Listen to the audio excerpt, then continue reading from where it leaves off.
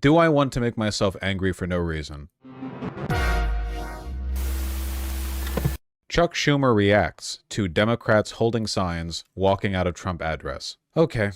In his speech last night before the nation, President Trump did talk about tariffs and acknowledged that Americans may feel some pain. Listen.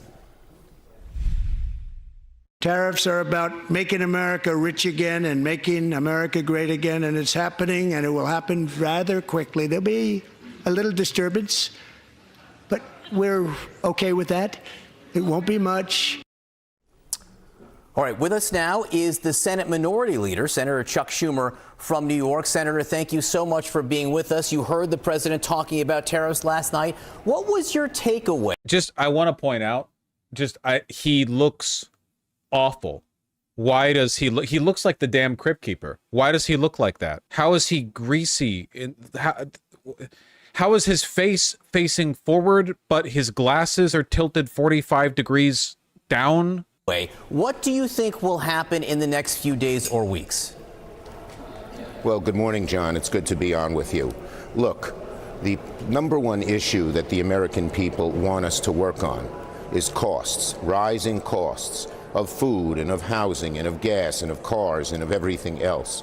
Also, this is not true. This is only something you believe if you get your information from like polling data. What American people really want is a narrative, a big, triumphant, celebratory, democratic comeback story to take the country back from the lunatics that have stolen the federal government.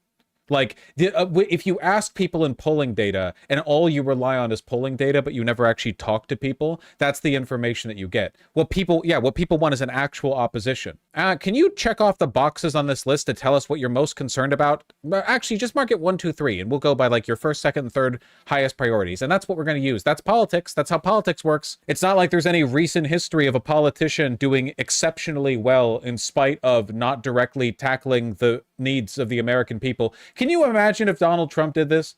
Donald Trump, it's like 2016, and he looks at like what people are concerned with, and it's like, he's like, oh, people aren't concerned with immigration that much. Okay, I won't talk about it. And then he loses. You make the narrative, man.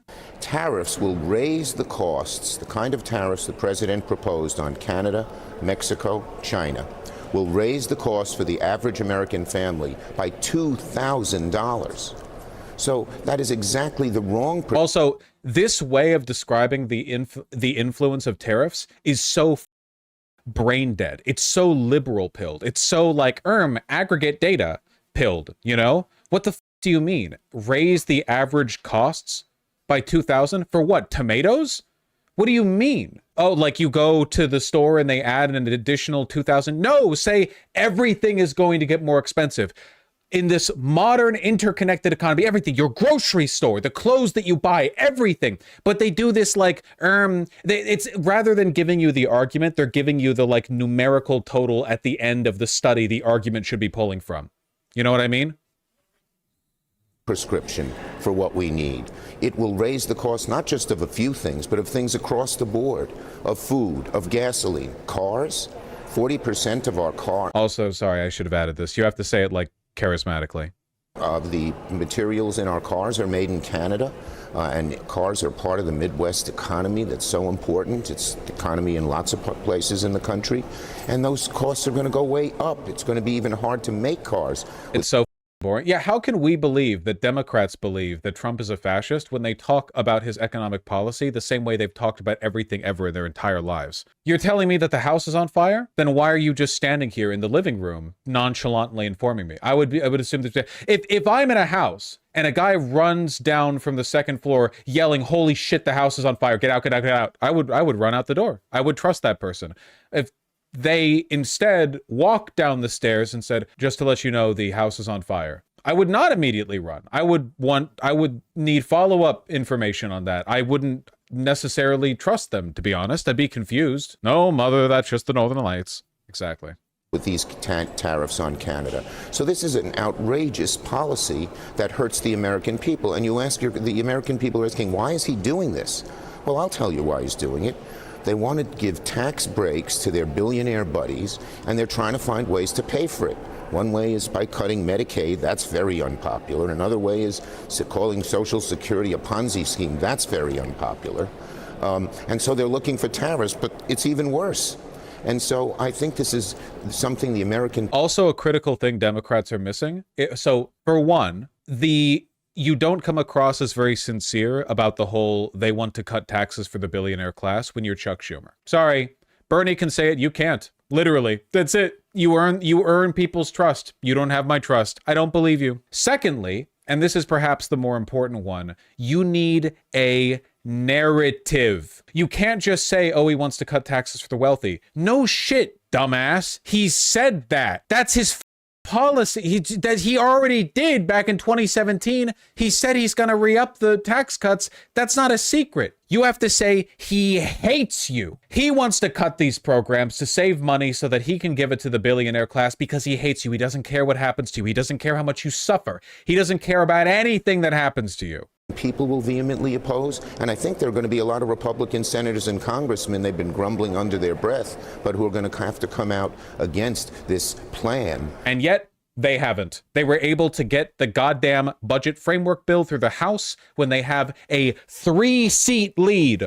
over Democrats. They are so lockstep that they were able to get that done despite the grumbling. Which is unthought out, which doesn't look at the dire consequences to raising the cost of the American people. Also, they can give tax... Also, unthought out? Who the cares? Oh, well, at least a different Hitler would have dotted the I's and crossed the T's. What are you talking about? Unthought out? And I despise this insistence on their part of the idea that the moderate Republicans in the House and Senate are just yearning for the opportunity to break free of Trump, assert themselves once again, and everything can go back to normal. Once Trump is gone, everything will go back to normal. It's all the same party. It's all the same party. They're all doing the same things. Back in the 60s, Truman got asked about Nixon and told the reporter that anyone who voted for Nixon was going to hell. America used to be a real country. Republicans still do it. It's still a real country for the Republicans. You put a microphone in front of a Republican and you're like, why should people vote for you? And they'll be like, well, my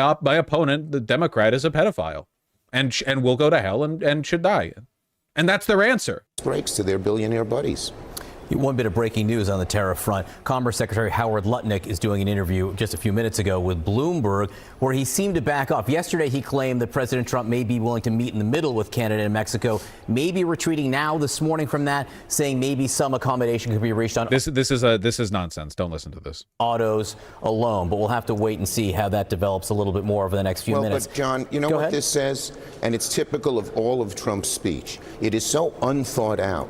It's sloganeering. It's partisan. In many instances, it was nasty. Oh, the Hitler didn't dot his I's and cross his T's. Americans, are you seeing this? Are you seeing this? This hinge on the door leading into Auschwitz is squeaky. These clowns can't even oil their doors properly. It's partisan. Everyone look, look, look. Hitler's being mean. Stay moisturized, people. You know, you got more truth in Alyssa Slotkin's response in 5 minutes than you got in 100 minutes of Donald Trump's long dialogue. And so they don't think these things out. So they say one thing one day and one thing the next day. But he said he's sticking with tariffs, and that's going to be bad for the pocketbooks of American families. You called it nasty.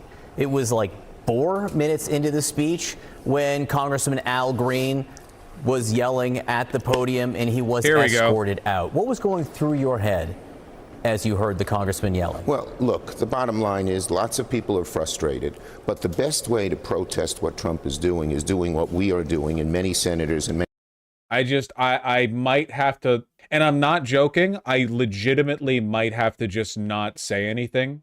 I might just have to not say anything. You can read from that whatever you want. Many congressmen are doing, and that is organizing against these horrible policies of calling Social Security a Ponzi scheme and then slashing people in Social Security offices. That Congressman So here's Green, what we're, John, here's what we're doing. Would you rather that he not yell?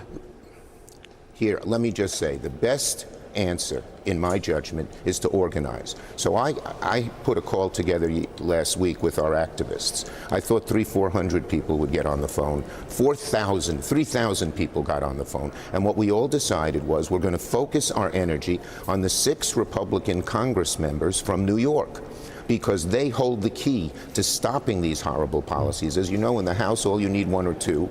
In the Senate, you need 3 or 4. We don't have Republican senators in New York, but in other states there are. And the best way to organize and protest is to organize. Organizing is hard, but it's effective, and that's what we're doing. Well, let me ask a different way. Would you rather... I will say, I looking back on my career, I don't regret any of the electoral advocacy that I've engaged in. In spite of everything, we've done a lot of good. Progressive Victory has done a lot of good. And I do think that had Kamala Harris won, the internal contradictions may not have been addressed, but it would certainly have been better than whatever this is, for right now, at least, you know, so on and so forth. I don't regret my decision-making. However, never am I more sympathetic to the anarchists than right now.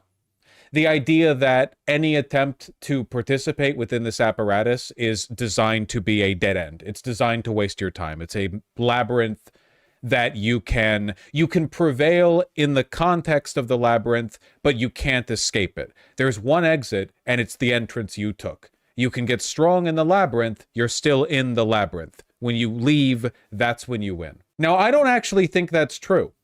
I think that it's actually essential, especially in a nation that's as captured as this one, to leverage the attention that you get from within the labyrinth to empower yourself in the future. You know, I think that the strength you build within the labyrinth, you can escape it and take that strength outside of it. I think you can find a cool sword and shield and like a hat with a horn on it that gives you lightning damage on your melee attacks, and then leave the labyrinth holding those things. I do think there's value in entering the labyrinth. But at the entrance to the labyrinth, there are people like, I don't know, Zoe Baker being like, hey, you really want to go in again? And Zoe Baker looks at me, and I stoically remove my Kamala Harris 2024 hat, revealing underneath it the Joe Biden 2020 hat. And I remove that, and underneath that is the Bernie Sanders 2020 hat. And I remove that one, and underneath that one is the Hillary Clinton 2016 hat. And then I remove that one, and it's the Bernie 2016 hat. And then I remove that hat. And finally, I am unhatted, and I say, this time it'll work. This time for sure. And I go right back in there. See Democrats more in line with what Senator... And I immediately get flattened by a boulder trap. But you know what? That lightning helm is in here somewhere. Alyssa Slotkin was saying, or more in line with what Congressman Al Green and people holding signs in the audience were doing last night? Look, I thought Alyssa Slotkin, I chose her because she is such one of our rising stars from the Midwest. Former CIA agent, neocon, defended Reagan in the level of just unimaginable contempt that you would need to have for the voters and for the left and so on to talk about her like that and not any other person, basically. He really hates you. And me. He really hates us. He really does. He really does. And his tie is not on straight. Race, knows how to talk to average folks, to working families, and she did a great job. And I think, again, the American people got more truth in 5 minutes of her speech than with all the lies, with all the misconceptions, with all the things that were departing from reality. When Donald Trump... It's very important to remember that when I levy these criticisms against the Democrats, I'm not doing it because I am to their left. I could levy plenty of criticisms against them because I am to their left, because I disagree with them, their positions, their policies, their arguments. But I am just talking about basic political competency here. The arguments that I've made aren't about like, well, why aren't you in favor of Medicare for all then? Wouldn't that attract votes? Which, like, the Democrats could find a way to f that up too, okay? It's not about the policies or even the arguments. It's just about very, very, very basic read the room style politics. You know, It's like, yeah, it's the method. It's not even about me being to their left. I would still have every criticism I have offered if I was to their right. If I was to the right of Chuck Schumer, everything that I've said would still apply. All the criticisms that I've levied here, they would still apply. I think it's plain to see. And you can see this easily watching this. This is like a prophylactic against voting for Democrats. Like watching this, it's so easy. Why don't people vote for Democrats even if they disagree with Republican policies? Watches Chuck Schumer talk on TV. Oh, that's why. That's how somehow people vote against their interests. There we go. Says he's the greatest president after 30 days of chaos and hurting people since George Washington. Give me a break. You, of course, were one of many Democratic senators who voted to confirm Marco Rubio as Secretary of State. We just got word this morning that Jim Sciutto and others are reporting that intelligence sharing was curtailed, at least in part, with Ukraine. CIA Director John Ratcliffe seemed to suggest that it had been curtailed, maybe now won't be. What's your view of that? And B, do you regret your vote to confirm Marco Rubio as Secretary of State? Okay, so first let me say what you brought up just portrays one of the many, many problems, huge problems with this administration. They don't even, one day they say one thing, one day they say the next thing. I don't even know if the president knows what these folks are doing. So What an incredible takedown. What a wordsmith. Do you ever kind of get like mind boggled a little bit at the fact that the job of a politician is to be popular and the Democrats have forgotten that? They're like the only people that have forgotten this. It's the liberal mind virus where there's a shift where in a democracy, a politician should be popular because that's how you get voted in. And they forget that because they get kind of used to winning in the safe blue districts. So then it's like, well, your job isn't to be popular because your victory is kind of guaranteed after the primary. In reality, your job is to be a competent administrator, a technocratic, manager of the affairs of state. And then you see that in full force whenever Democrats are questioned on anything because they bluster and they're like, I don't get it. Republicans, they break the rules. They don't make any sense. They lie all the time. Why do people vote for them? Well, because they like Trump and no one likes you. No one likes you, Chuck. No one likes him. No one cares. No one's out there wearing Chuck Schumer hats. No one's out there thinking Chuck Schumer's out there protecting their family. The most people like Chuck Schumer get are, safe district establishment Democrats who are happy because they think he's like a competent suit and tie kind of guy. Okay, he's holding it together. Like they'll vote for him, sure, because he's like the guy. They recognize his name. They might be not that like tuned in really, but no one's out there wearing a damn Schumer hat. They've forgotten what it means to fight for your survival. They've forgotten the essence of politics, which is power. And that all of these apparatuses are just ways of keeping the power while toning down the violence. All of this, the whole thing, it's the movement of billions of people and trillions of dollars. People will stab you over your wallet, okay? The whole point of this is to tone down the violence, keep it a bit civil, but it underlies the system. People will fight. They will kill. They will start wars. They will wage class wars to protect their interests. They've lost that. They don't have the hunger. They talk about we're going to cut off intelligence. We're not. It's a huge mistake to cut off intelligence. Huge mistake. The Ukrainians need it. The collaboration between America and Ukraine has proven to be very, very effective. The one person who's happy that we might cut off intelligence to Ukraine is Vladimir Putin, this bully, this dictator who Donald Trump seems to be interested in finding friendship with, even treating Zelensky and the brave Ukrainians poorly. There are a good number of Republicans who agree with us, and I hope they will join with us. It's every mistake layered. First of all, rather than critiquing Trump for being weak to Russia and kowtowing to the far right and fascists by betraying our ally, he says it's a mistake to cut off intelligence because the intelligence is good. He's morally presupposing the position, right? Rather than saying, Ukrainians are fighting to defend their land, their blood, and Trump would rather see them lose to Russia because he likes them, because he kisses up to Putin. Instead, he's like, well, great things have happened because of the intelligence. You presuppose what people believe because, again, he's locked in his own head up here. And then he defers again to the mythical good Republican, as he keeps doing. He has to be an op, right? I think that Chuck Schumer and Hakeem Jeffries are caught on a spectrum between genuine unintelligence and incompetence, and they are utterly beholden to the donor class, and the donors have abandoned them. They are priests without a god, right? Like, the ultra wealthy have all moved over to Trump. Not all, I'm overstating, but overwhelmingly. Schumer and Jeffries, their job is mostly being the point of connection between capital and their respective block of representatives. You know that, right? Like, yeah, they do a lot of work. It's a busy job, but that's the job. Engaging with capital, trillions of dollars, you know? I mean, they oversee so much. But again, capital's gone. They're not hedging their bets anymore. They're just there with Trump. So what's their job? I think that for Hakeem, it's more him being stupid. And with Chuck Schumer, it's more him being captured, in my opinion. Them to curtail the excesses, the horrible things that the Trump administration may be proposing to abandon Ukraine.